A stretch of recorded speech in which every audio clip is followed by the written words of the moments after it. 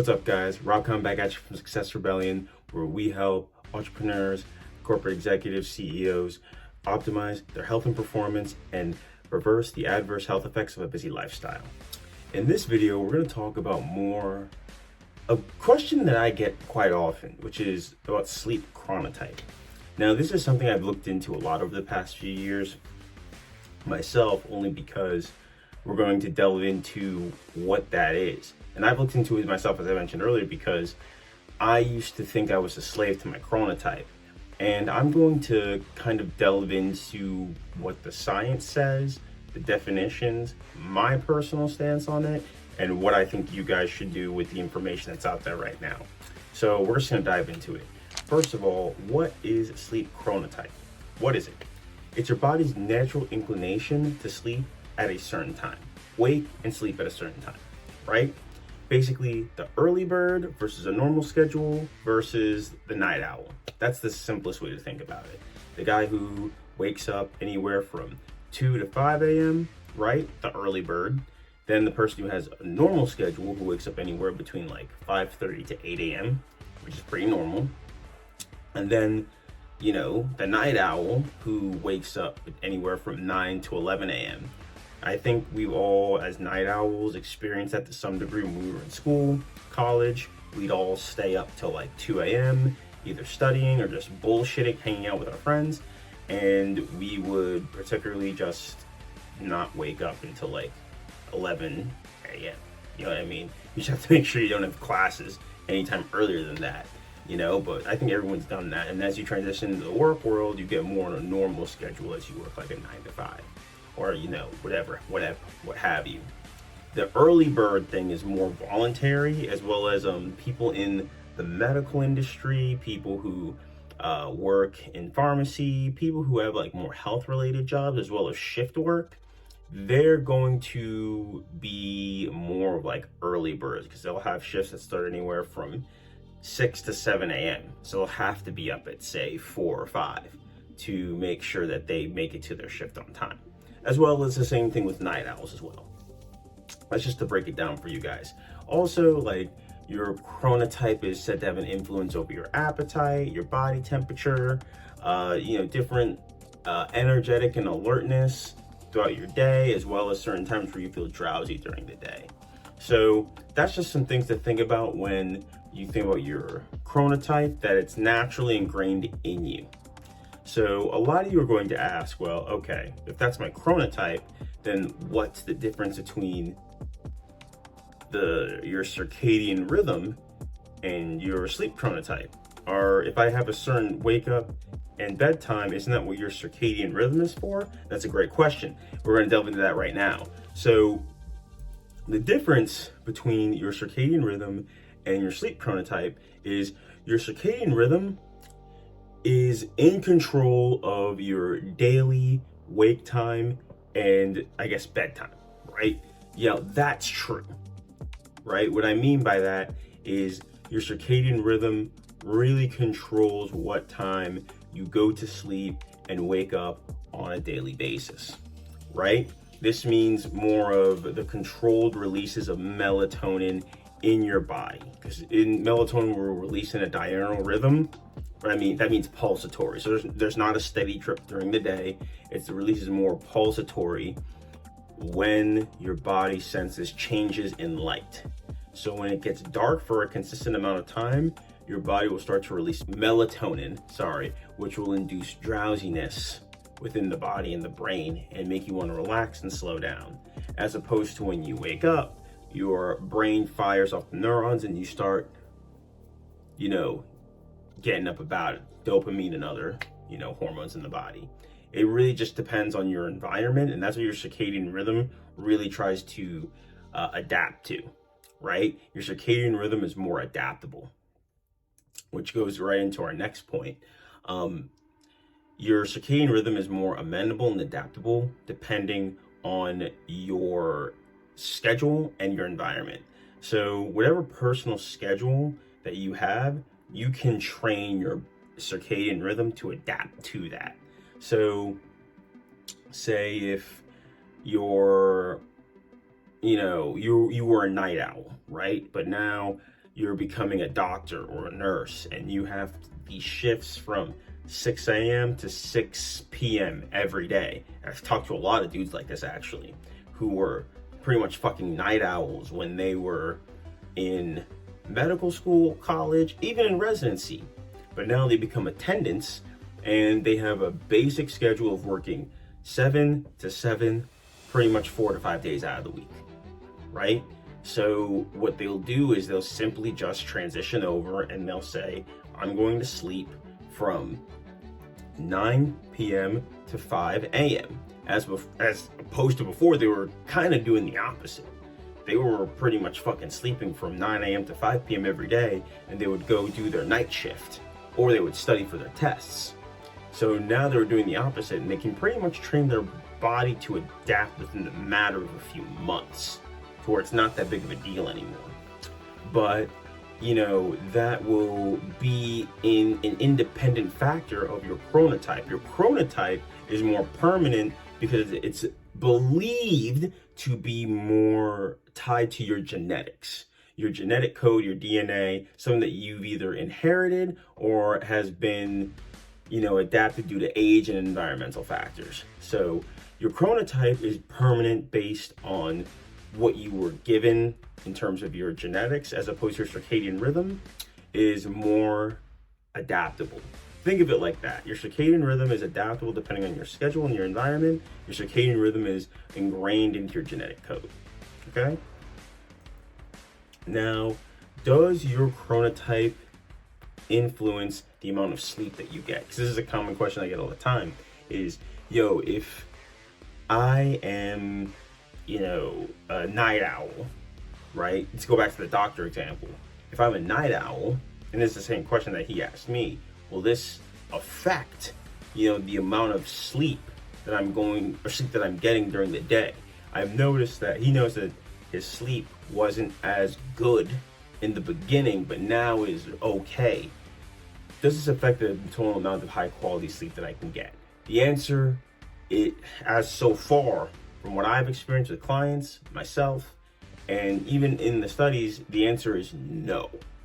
Now, your chronotype does influence when you sleep, when you feel drowsy during the day, and when you feel tired during the day, right? When you feel the most alert and when you feel drowsy, right?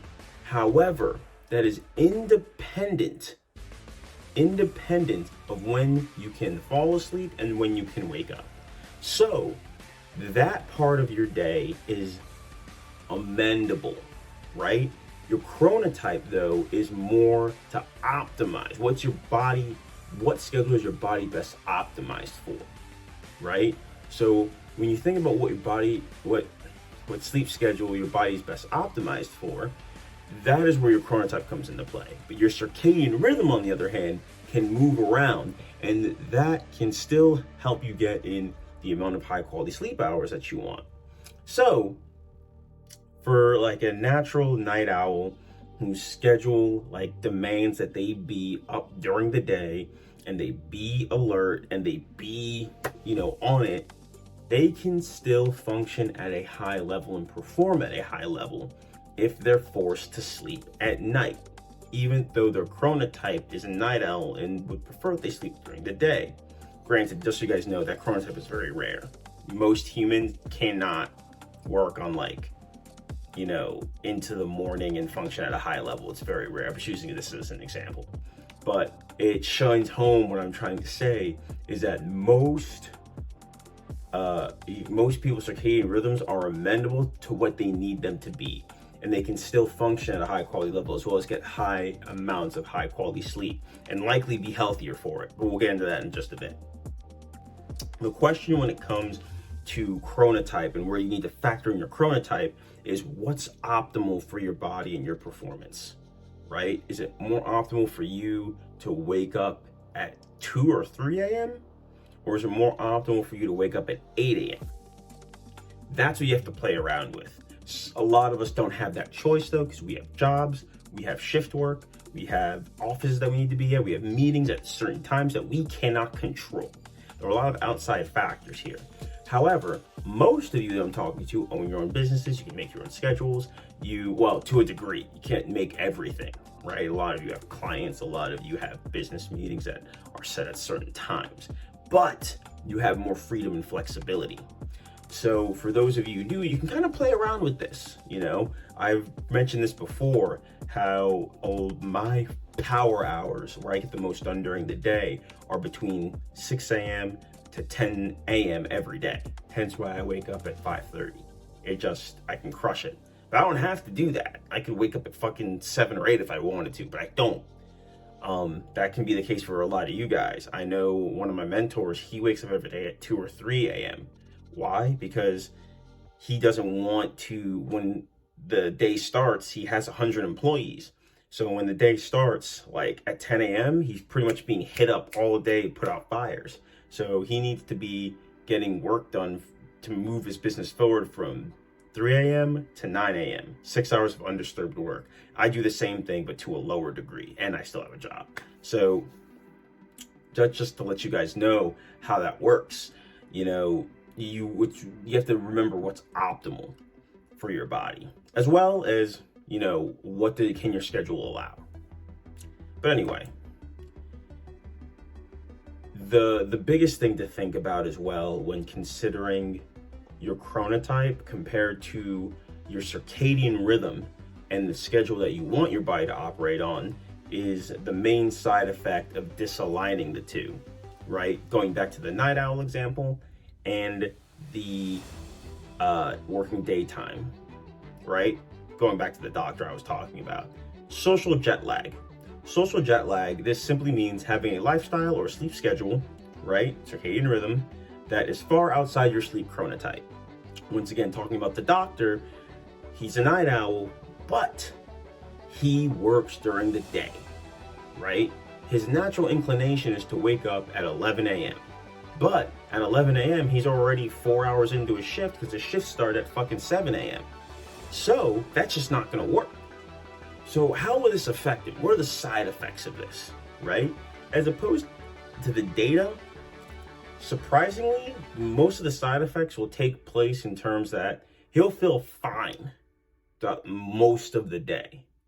However, it will be toward that latter end of his shift, particularly when like the 3 p.m. to 7 p.m., that's when he's going to feel the most alert, because that's when his body's used to having the most energy. That's where his chronotype and his DNA want to express the most energy, as opposed to at the beginning of his shift around 7 to 11 a.m., he's still going to feel pretty damn tired for the most part, unless he's using some type of stimulants or drugs. He's going to not feel at his best. He's not going to be the most alert. He's not going to be the most focused. He's not going to be the highest performer that he can be in those earlier hours, because he's used to being asleep at that time. And as a result, he will likely not get the type of production, output, and efficiency that he wants in those hours. But that will gradually improve during the day, right? And this is the phenomenon of social jet lag. The social jet lag is simply you are operating outside the hours of your social chronotype. Very similar how when you travel to a different time zone, your body needs time to adapt. I'm in Washington, D.C. right now. If I were to travel over to the UK, 5-hour time difference, right? They're 5 hours ahead of us. So it can be 9 p.m. over there, but it can be 9 p.m. over here, but it can be 2 a.m. over there. If I'm over in England, and I just landed there, I'm used to this time zone. It can be 2 a.m. Yo, I'm not ready to go to bed yet, dude. Like, I still have an hour or so. I need to but it's already 2 a.m. I need to be asleep. So it's the same thing, but you're operating in real time off your chronotype. So I hope that makes sense to you guys. It's really simple to understand if you've experienced this before when trying to, change schedules. It's very similar. What determines your chronotype? This is the most frequent question that I get asked. What determines your chronotype? And there are simply 3 things you need to consider. pretty much your genetics, your gender, and your age, right?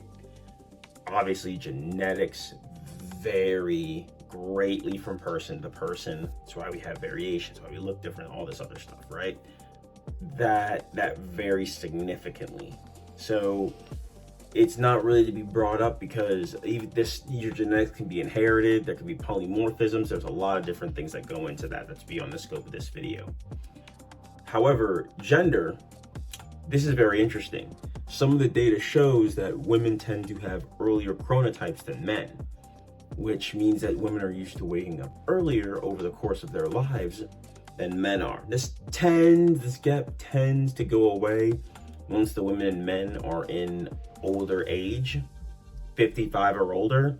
But before that, the women tend to generally wake up earlier. Now, they think that's also due to the natural roles and how your body and brain adapt to what the natural gender role should be. Hence, women taking care of kids, cooking, cleaning, being more nurturers, as opposed to men, more work focused, more career focused, professionally focused, those things, right? And there's also the stages of life on top of that with your age. Babies tend to be early birds. You notice how babies and toddlers tend to go to sleep around 6, 7 p.m. and they'll be up around 4 or 5 a.m., right? And that'll be the same pretty much up until they're little kids. Little kids will start to go to sleep gradually later and later until they're teenagers and they start staying up real late. Real late and getting up late. And this will be the case even into their 20s. They'll be pretty much become night owls, used to staying up late, waking up late, right? Until they get a job, obviously. And then as they transition more into adult life and middle age, that tends to bridge more toward a normal schedule where they're getting up at around 6 to 8 a.m. and they're going to sleep around 10 to 12 p.m. 10 p.m. to, around 12 a.m. every night. And then as they get older, they'll actually transition back to becoming an early bird, waking up at 5 a.m., going to sleep at around 9 p.m. So those are the things to consider when you ask yourself, what's your chronotype? And you just simply, need to ask yourself a few questions. Simply audit your lifestyle and ask yourself, when is it easiest for me to get up? When is it easiest for me to get up with no effort, where I don't need an alarm, where I don't need any type of reminder, where I get up? Think about that. What time of the day where I just get up, right? Same thing when you go to bed. What time of the day where I just feel tired, I just want to go to sleep, right? What times of the day do you feel the most alert? What times of the day do you feel the most drowsy? Where it's consistent, you're like, I actually feel pretty tired at this point of the day. I feel pretty drowsy at this point of the day. And what parts of the day do you encounter, the least amount of anger, anxiety, brain fog, tiredness, etc.? These are a lot of things to think about, and from there you can pretty much dial in on what your chronotype is, or it's believed to be. And plus there are tons of online tests. You can just Google sleep chronotype online quiz. There's 5 or 6 of them that'll pop up in Google. You can take any one of those tests that'll help you figure out a better idea of what your chronotype is. So, is your chronotype important? So, what does the science say? The science, in my opinion, is shaky at best. There's no definitive studies and there's no scientific consensus on sleep chronotypes and if they really exist and if they actually optimize your sleep schedule and or your performance as a human and prevent disease and all this other stuff. So you can go to a ton of experts on this in terms of sleep and whatnot. I've talked to a bunch of experts in this field, as well as people who are generally into, human performance optimization. There's no consensus on this. There's a bunch of people that do believe in it, and there's a shit ton of people that don't. They think it's absolute bullshit. However, there is a general consensus around circadian rhythm, though. There's plenty of evidence showing the horrible physical and mental side effects of being a night owl long term, having sleep schedule that goes further into the night, how it destroys your metabolism, your cognitive performance, can create insulin resistance. The studies are pretty unshakable in that regard, so for me, when someone says they have a sleep chronotype of working, until like 3 a.m. and that's when they go to sleep, I'm like, well, dude, I mean, the literature just doesn't support that that's optimal for anybody. I mean, if that's the case, you're a very, very, very rare individual. Very rare. And I wouldn't put money that would work for a lot of people. Granted, I'm sure there's a small minority of individuals who can, but most people cannot work on a night owl or nocturnal schedule. It will completely mess their body up. So the data is almost unanimous on like early bird and normal schedules being optimal for most people in terms of performance. So if chronotypes do exist, I really think that they only exist in between an early bird schedule and like a later normal schedule. And that's been my experience as well. When I was in college, I was a complete night owl. I used to stay up routinely until like 1, 2, 3 a.m. and wouldn't get up until like 10 a.m. every day, unless I had some class that I would just run to for an hour or two, then come back and sleep more, right? And I used to believe that I couldn't work well out, during the day. And then when I transitioned to the work world, I noticed pretty quickly that I couldn't get away with a night owl schedule anymore, or else I'd be tired as shit all the time. So I simply just started going to sleep earlier. As I started going to sleep earlier, my body just adapted over time, right? And as I got more serious about my career, and especially as I encountered health issues and wanted to fix my sleep, I started to move my sleep window and sleep schedule even earlier. And my body and circadian rhythm just adapted. Do I believe there's maybe a natural inclination for my body to sleep at a certain time? Maybe, but overall I feel great. I feel the best I've ever been. And that maybe if people say, well, maybe your chronotype is actually early bird, buddy. Maybe. Dude, there's very little science to support it. And once again, when I was a night owl, I thought I had great energy levels back then too. All right, same thing when I was on a normal schedule, as well as when I was on an early bird schedule, like I am now. However, I do feel the best I've ever been, and simply because I actually focused on my sleep quality. I focused on getting better sleep and attacking my sleep disorders, like sleep apnea, and all these other issues that I had. That contributed more to the way I feel, more than whatever sleep schedule or chronotype exists. With that said, how much stake should you put in your sleep chronotype once you figure it out? And this is my opinion. My opinion is not much. Shoot me if you want to. That's just my opinion. I think you should adapt your sleep schedule, your bedtime and wake up time to whatever your short and long-term goals are. Whatever your goals are with your lifestyle, with your production, your output, whatever results you're trying to get, that's what you should adapt your sleep schedule to. Adapt your schedule to whatever you are trying to achieve. Point blank. So do that. The only thing that you need to make sure is that you're still getting 7 to 9 hours of high quality sleep in per night. Okay? Consistently. If you're doing that and you're pushing your sleep schedule to maximize your productivity, great. Preferably this will be on an early bird or normal sleep schedule. Okay? This is likely will be the most conducive to your productivity and will likely help you yield the results that you want to. So that's what I suggest with you guys, a lot of you guys moving forward. I wouldn't put too much stake in sleep chronotype. The science right now just isn't there for me. It might be in 5 to 10 years, but for right now, I would say for a lot of you guys, you're better off adapting your sleep schedule to what your goals are. I think you'll simply be better off for this.